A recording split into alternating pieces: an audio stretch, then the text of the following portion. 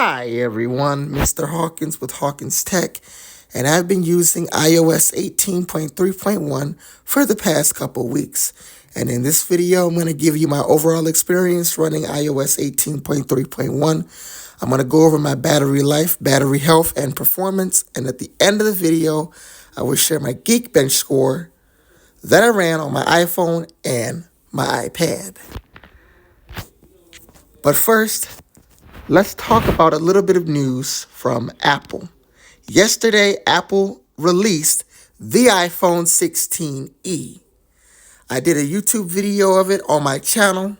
So if I go to my channel here, I did a video of it talking about it. I wasn't able to do an in-person unboxing, but I screen recorded a video and I talked about its design.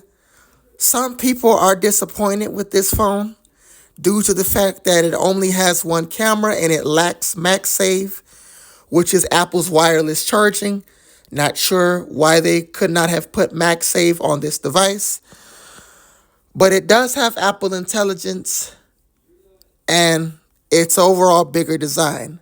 However, a lot of people are disappointed with this device.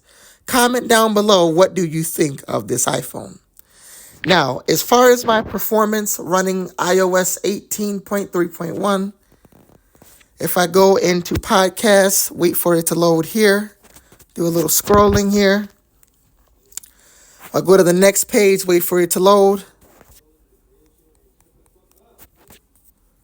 And then if I go to the last page, do some scrolling, it loads nice and quickly. If I go to the app library and do some scrolling, this is not a 120 hertz display, it's a 60 hertz. It is an iPhone 12, but scrolling you will find is pretty normal. Now my battery health, if I go into battery health, this time my battery health did drop. You can see now I'm at 84%. Now, what I'm quite surprised about is how long it took the battery to drop. I believe I was at 85% since the summer of 2024, and a couple days ago, my battery health finally dropped to 84%. Now, with that battery health, since I just started using this device today, I've gotten, well, for some reason, it's saying I've gotten 3 hours and 20 minutes screen on time and 8 minutes of screen off time, but it probably did not refresh from earlier this morning when I was up using it. But yesterday I got 6 hours, 42 minutes screen on time, 21 minutes of screen off time.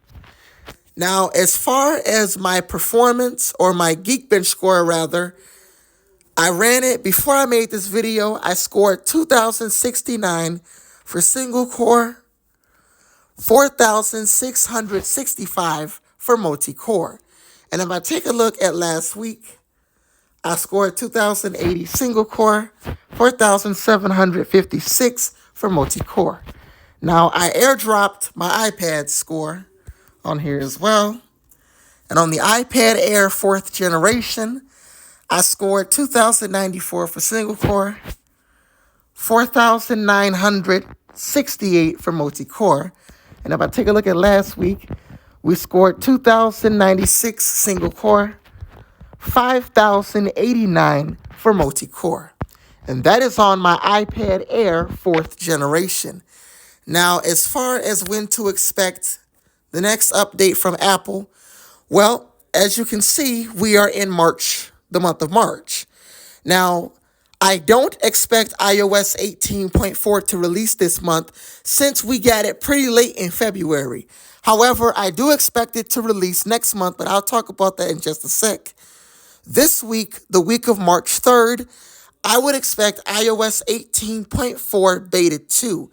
It's possible that we could see it on Monday, but if we don't see it on Monday, then it is most likely we can see it on Tuesday or Wednesday, maybe even Thursday.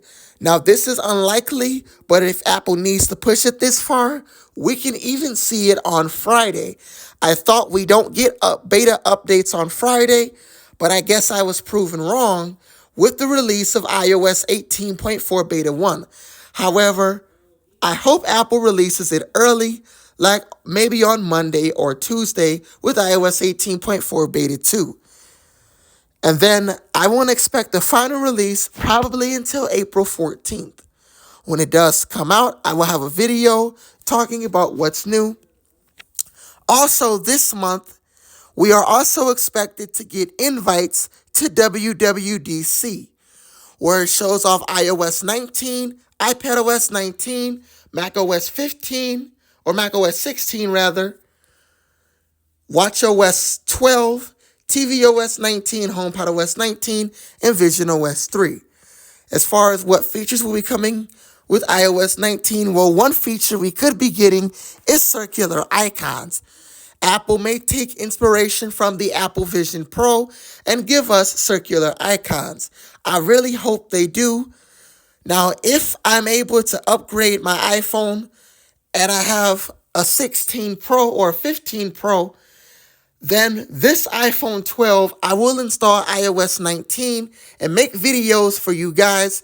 If you want to see that, comment down below, and I will try to make that happen as soon as I'm able to upgrade this phone. However, if that's not going to happen, then this iPhone 12 will stay on iOS 18. It will stay on a public version of iOS 18. As far as anything else, well, that's it for iOS 18.3.1. It's a decent update. If you like this video, please like, comment, and subscribe. I'm Mr. Hawkins with Hawkins Tech, and I will see you guys later. Peace.